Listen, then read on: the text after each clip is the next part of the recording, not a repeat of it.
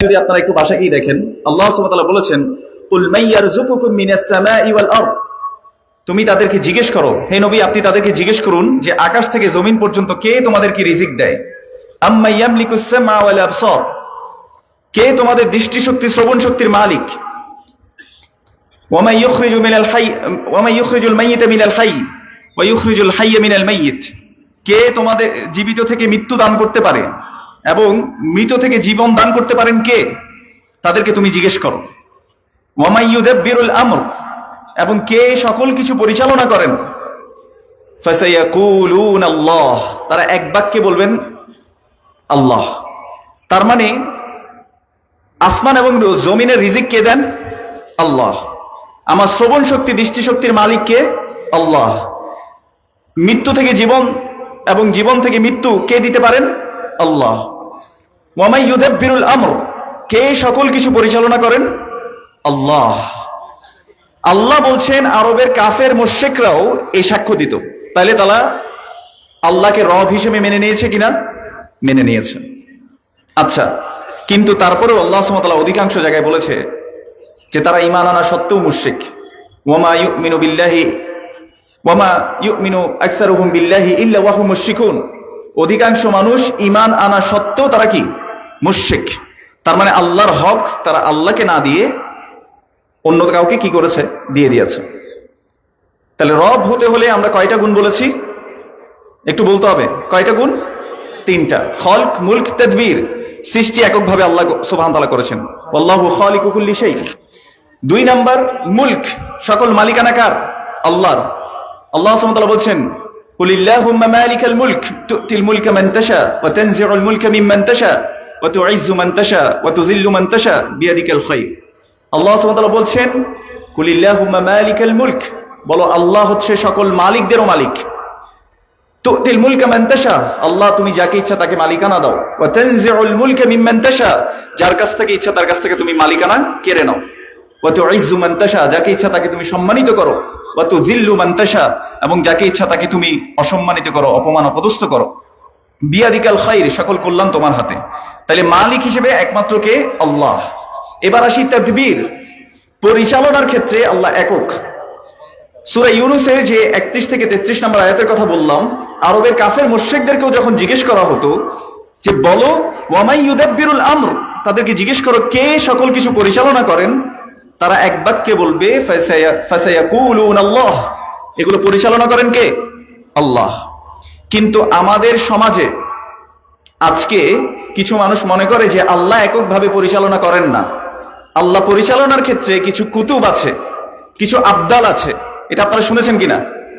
যে কুতুব আবদাল এগুলো দিয়ে আল্লাহ সুবহানাহু ওয়া তাআলা পরিচালনা করেন। তাহলে বলেন তো রুবুবিয়ার মধ্যে কি হয়ে গেল? শিরক হয়ে গেল। এখন আরবের কাফের মুশরিকরা তাদেরকে যখন জিজ্ঞেস করা হতো যে তোমরা এগুলো কেন ইবাদত করো, তারা বলতো মা না'বুদুহুম ইল্লা লিয়ুকাররিবুনা ইলাল্লাহি যুলফা, আমরা তো এদের ইবাদত করি না শুধুমাত্র এই জন্যই করি যে এরা আমাদেরকে আল্লাহর কাছাকাছি পৌঁছে দেবে। ইউকাররিবুনা ইলাল্লাহি যুলফা, সূরা আজ-জুমারের মধ্যে আজকে একটু বাসায় গিয়ে দেখে নেবেন। যাই হোক, আমরা বলছিলাম এই রুবুবিয়াতেও আজকের সমাজে মানুষ ঈমান আনা সত্ত্বেও তারা শিরক করে। আল্লাহ সুবহানাহু ওয়া তাআলা সূরাতুস সাজদার মধ্যে বলছেন, ইউদাব্বিরুল আমরা মিনাস সামাই ইলাল আরদ, আকাশ থেকে জমিন পর্যন্ত যত কিছু পরিচালনা হয় সকল কিছু পরিচালনা কে করেন? আল্লাহ। আল্লাহর পরিচালনার ক্ষেত্রে কোন কুতুব, কোন আবদাল, কোন ওয়ালি, কোন মালাইকা, এদের কারো মুখাপেক্ষী আল্লাহ নন। ক্লিয়ার? এই তাওহীদ, এটার মধ্যে যদি মানে তাওহীদ আর রুবুবিয়্যাহ, রব হিসেবে যদি এই তিনটা গুণ আল্লাহ ছাড়া আর অন্য কাউকে দিয়ে দেয়া হয়, তাহলে কিসে শিরক হয় বলেন তো? তাওহীদ আর রুবুবিয়্যাতে শিরক হয়। 2 নম্বর পয়েন্ট, তাওহীদ আল উলুহিয়্যাহ বা তাওহীদ আল ইবাদাহ। আমরা সূরা ফাতিহার মধ্যে প্রতিদিন কি বলি? ইয়াকা না'বুদু ওয়া ইয়াকা নাস্তাঈন। আল্লাহ, আমরা একমাত্র আপনারই ইবাদত করি এবং আপনার কাছেই আমরা কি করি? সাহায্য চাই। ইয়াকা না'বুদু ওয়া ইয়াকা নাস্তাঈন, আমরা একমাত্র আপনারই ইবাদত করি এবং আপনার কাছেই সাহায্য চাই। দেখেন, তাহলে ইবাদত পাওয়ার একমাত্র হকদার কে? আল্লাহ। আল্লাহ সুবহানাহু ওয়া তাআলা কোরআনুল কারীমে বলেছেন, ওয়া'বুদুল্লাহা ওয়া লা তুশরিকু বিহি শাইআ ওয়া বিল ওয়ালিদাইনি ইহসানা। তোমরা আল্লাহর ইবাদত করো, আল্লাহর ইবাদতে আর কাউকে শরীক করবে না, এবং মা বাবার সাথে তোমরা সদাচরণ করো। তাহলে আল্লাহর ইবাদতে কাউকে শরীক করা যাবে না। এবার আসেন, ইবাদত কি? ইবাদত হচ্ছে, শাইখুল ইসলাম ইবনে তাইমিয়া রাহিমাহুল্লাহ তিনি বলতেন, ইবাদাতুন হিয়া ইসমুন জামি' লিকুল্লি মা ইউহিব্বুহু আল্লাহু ওয়া ইয়ারদাহু মিনাল আকওয়ালি ওয়াল আফআল আয-যাহিরাতি ওয়াল বাতিনাহ। ইবাদত হচ্ছে সেই সমস্ত কাজ যা আল্লাহ পছন্দ করেন আর যা ভালোবাসেন। ইবাদত কি? যা আল্লাহ পছন্দ করেন এবং যা আল্লাহ ভালোবাসেন। সেটা হতে পারে কথার মাধ্যমে, যেমন আপনি কাউকে একটা ভালো কাজ বললেন যে আসো সালাতের দিকে যাই, হাইয়া আলাস সালাহ, আপনি বললেন সুবহানাল্লাহ, কথার মাধ্যমে ইবাদত হতে পারে। ওয়াল আফআল, কাজের মাধ্যমে ইবাদত হতে পারে। আপনি কারো সাহায্য করলেন আল্লাহ সন্তুষ্টির উদ্দেশ্যে, আপনি সালাত পড়লেন আল্লাহ সন্তুষ্টির উদ্দেশ্যে, ইবাদাহ। এবং আয-যাহিরাতি ওয়াল বাতিনা, হতে পারে সেটা প্রকাশ্য, ইবাদতটা প্রকাশ্যভাবে দেখা যাবে, নয়তো সেটা গোপন থাকবে। যেমন নিয়ত করা বাহির থেকে দেখা যায়, ইখলাস বাহির থেকে দেখা যায়, তাকওয়া বাহির থেকে দেখা যায় না। এগুলো কোথায় থাকে? অন্তর।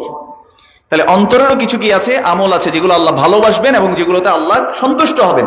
এরকম প্রতিটি কথা, কাজ, সেগুলো ইবাদত। এগুলো একমাত্র কাকে দিতে হবে? আল্লাহ সুবহানাহু ওয়া তাআলাকে। ইবাদতের মধ্যে আছে আপনার সালাত, সিয়াম, যাকাত, এগুলো সবগুলো ইবাদতের অংশ। এগুলো আমরা সবাই ভালোভাবে বুঝি। ইবাদতের গুরুত্বপূর্ণ অংশ হচ্ছে আল্লাহর কাছে দোয়া করা।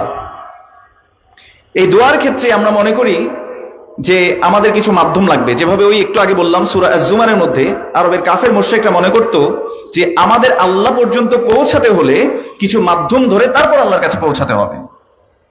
এটা সুন্দর একটা কোরআনের আয়াত দিয়ে আমাদের মতো বক্তারাই আপনাদেরকে বোঝানোর চেষ্টা করে যে আলা ইন্না আউলিয়া আল্লাহি লা খাউফুন আলাইহিম ওয়া লা হুম ইয়াহজানুন। জেনে রাখো, আল্লাহর ওয়ালিদের কোনো ভয় নেই, তারা চিন্তাগ্রস্তও হবে না। এই আয়াত তো আমরা বুঝলাম, কিন্তু দেখেন একটু, আদম এবং হাওয়া আলাইহিমুস সালাম, আল্লাহ সুবহানাহু ওয়া তাআলা যখন তাদেরকে পৃথিবীতে পাঠাচ্ছিলেন, তখন আল্লাহ সুবহানাহু ওয়া তাআলা বলেছেন, কুল্লাহবিতু মিনহা জামিআ فإما يأتينكم مني هدى فمن تبع هداي فلا خوف عليهم ولا هم يحزنون। তোমরা এখান থেকে নেমে যাও, অতঃপর আমার কাছ থেকে যদি কোনো হেদায়েত তোমাদের কাছে চলে আসে, কেউ যদি এই হেদায়েতের অনুসরণ করে, ফালা খাউফুন আলাইহিম ওয়ালা হুম ইয়াহজানুন, তাদের কোনো ভয় নেই, তারা কোনো চিন্তাগ্রস্ত হবে না। তাইলে আমরা যদি হেদায়েতের অনুসরণ করি, আমরা আল্লাহর ওয়ালি হয়ে যাব। তাইলে আমাদের কোনো ভয় থাকবে না, আমাদের কোনো চিন্তাও হবে না।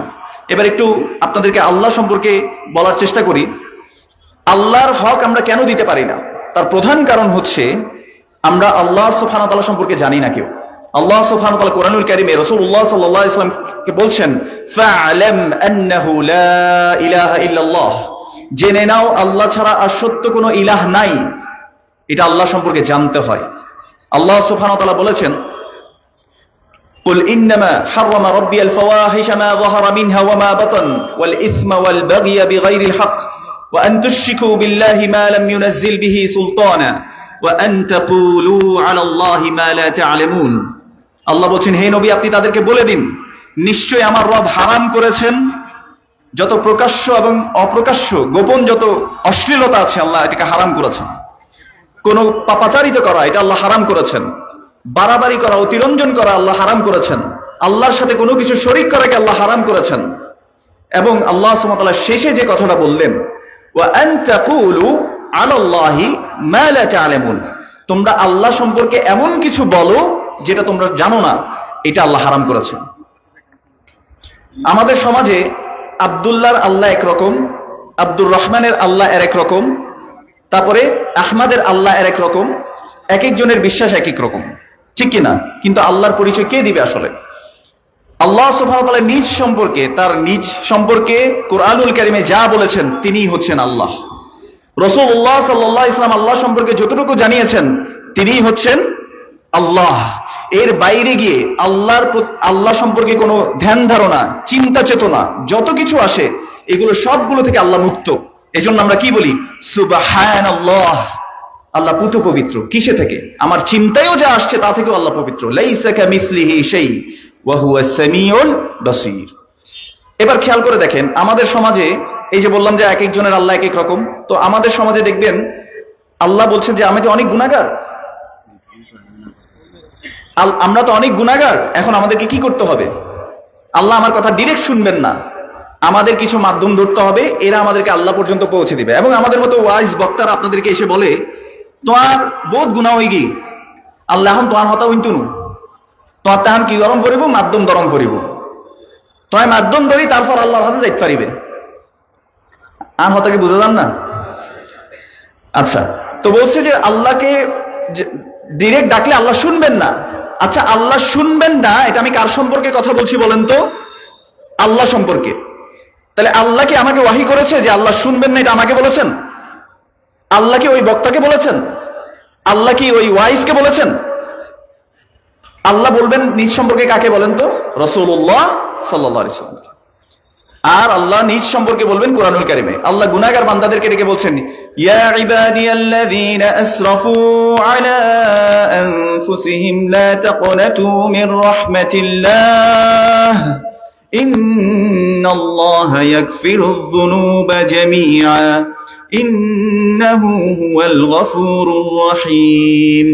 আল্লাহ সুবহানাহু ওয়া তাআলা বলছেন, ইয়া ইবাদিয়াল্লাযীনা আসরাফু আলা আনফুসিহিম, হে আমার বান্দারা যারা নিজেদের উপর অত্যাধিক জুলুম করেছো, লা তাকনাতু মির রাহমাতিল্লাহ, তোমরা আল্লাহর রহমতের ব্যাপারে নিরাশ হইও না। ইন্নাল্লাহা ইয়াগফিরুয যুনুবা জামিআ, নিশ্চয়ই আল্লাহ সুবহানাহু ওয়া তাআলা সকল গুনাহ ক্ষমা করে দেবেন।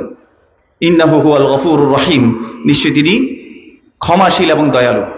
আল্লাহ বলছেন গুনাহগার বান্দাদেরকে ডেকে তুমি আমার কাছে তওবা করো, আমি তোমার তওবা কি করব? কবুল করব।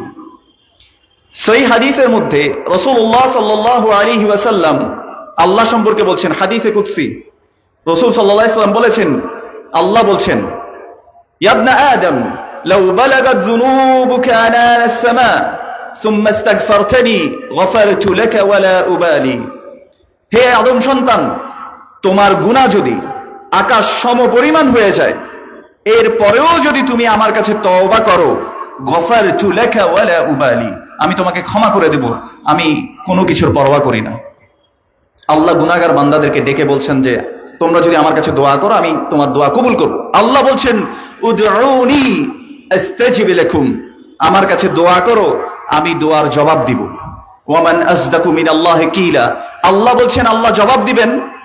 আমার মতো বক্তা এসে আপনাকে কি বলছেন বলেন তো? আল্লাহ শুনবেন না, আপনি তো গুনাহগার, আল্লাহ আপনার কথা শুনবেন না। তাহলে কে সত্যবাদী বলেন তো? আল্লাহ নাকি ওই বক্তা? আল্লাহ নাকি বড় হুজুর? আল্লাহ নাকি মুহাদ্দিস সাহেব? আল্লাহ নাকি মহাফকি সাহেব? আল্লাহ সুবহানাহু ওয়া তাআলা। ওয়ামান আসদাকু মিনাল্লাহি কিলা। তাহলে আমরা তাওহীদ আর রুবুবিয়্যার ক্ষেত্রে দেখেছি, রব হতে হলে কয়টা গুণ লাগে বলেন তো? একটু আবার রিপিট করেন। 3টা। সৃষ্টি এককভাবে কে করেছেন? আল্লাহ। মালিকানা এককভাবে কার? আল্লাহর। পরিচালনা এককভাবে কে করেন? আল্লাহ। এবার আসেন ইবাদত। ইবাদত ততক্ষণ পর্যন্ত ইবাদত হবে না যতক্ষণ না সেই ইবাদত আল্লাহ সন্তুষ্ট হন, আল্লাহ খুশি হন। আল্লাহ কোন কোন কাজে খুশি হবেন, কোন কোন কাজে সন্তুষ্ট হবেন, এটা জানিয়েছেন কার মাধ্যমে বলেন তো? রাসূলুল্লাহ সাল্লাল্লাহু আলাইহি সাল্লামের মাধ্যমে। এজন্য কোন ইবাদতকে ইবাদত মনে করে করলেও সেটা যদি রাসূল সাল্লাল্লাহু আলাইহি সাল্লামের পদ্ধতির সাথে না মিলে, সেটা কোশ্চিনকালেও আল্লাহ কি কবুল করবেন? করবেন না। এজন্য ইবাদতের ক্ষেত্রে কয়েকটি বিষয় আমরা খুব ভালোভাবে বুঝি।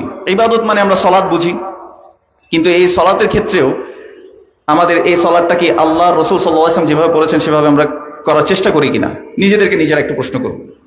ইবাদতের ক্ষেত্রে আছে দোয়া। আমি যেটা বললাম, দোয়া একমাত্র কার কাছে করতে হবে বলেন তো? আল্লাহর কাছে। এখন আপনি বলবেন যে ভাই আল্লাহর কাছে করতে হবে মানে? কিছু মানুষ আছে সে শুধু আল্লাহর কথা বললে তারা রাগ করে, অথচ রাসূলুল্লাহ সাল্লাল্লাহু আলাইহি ওয়াসাল্লাম তার চাচাতো ভাই আব্দুল্লাহ ইবনে আব্বাস রাদিয়াল্লাহু আনহু তাকে বলছেন, ইয়া গুলাম ইন্নী উআল্লিমুকা বিকালিমাত, হে বৎস আমি তোমাকে কয়েকটা কথা শিক্ষা দিব। ইহফাজিল্লাহ ইহফাজাক, তুমি যদি আল্লাহর হেফাজত করো, আল্লাহ যে বিধান দিয়েছে সেটা যদি হেফাজত করো, আল্লাহ তোমাকে হেফাজত করবেন। ইহফাজিল্লাহ তাজিদহু তুজাহাক, তুমি যদি আল্লাহর হেফাজত করো তুমি সব সময় তোমার সামনে আল্লাহকে পাবে। ইযা সাআলতা ফাসআলিল্লাহ, যদি তোমার চাইতেই হয় তুমি একমাত্র কার কাছে চাও? আল্লাহর কাছে চাও। তাহলে একমাত্র আল্লাহর কাছে চাইতে কে শিখিয়েছেন? রাসূলুল্লাহ সাল্লাল্লাহু আলাইহি সাল্লাম। নাকি রাসূল সাল্লাল্লাহু আলাইহি ওয়াসাল্লাম বলেছেন, ও বাজি তোমার হাসে আইসি, তোমার উসিলায় আই আল্লাহর হাসে দোয়া করি, আল্লাহ তোমার দোয়া কবুল করজু। এরকম কি রাসূল সাল্লাল্লাহু আলাইহি ওয়াসাল্লাম কখনো শিখিয়েছেন? ওয়াল্লাহ কখনো শেখান নাই। আপনি আমার সাথে রাগ করতে পারেন, কিন্তু রাসূলুল্লাহ সাল্লাল্লাহু আলাইহি ওয়াসাল্লামের চেয়ে পবিত্র জবান আর কারো আছে? তার চেয়ে বড় সত্যবাদী আর কেউ আছে? as-সাদিকুল মাসদুক, যিনি সত্যবাদীদের সত্যবাদী, সে রাসূলুল্লাহ সাল্লাল্লাহু আলাইহি ওয়াসাল্লাম বলেছেন, ইযা সাআলতা ফাসআলিল্লাহ, যদি তোমার সাহায্য চাইতে হয় তাহলে আল্লাহর কাছে চাও। ওয়া ইযা ইসতাআনতা ফাসতাইন বিল্লাহ, যদি সাহায্য চাইতে হয় কার কাছে সাহায্য চাইবে?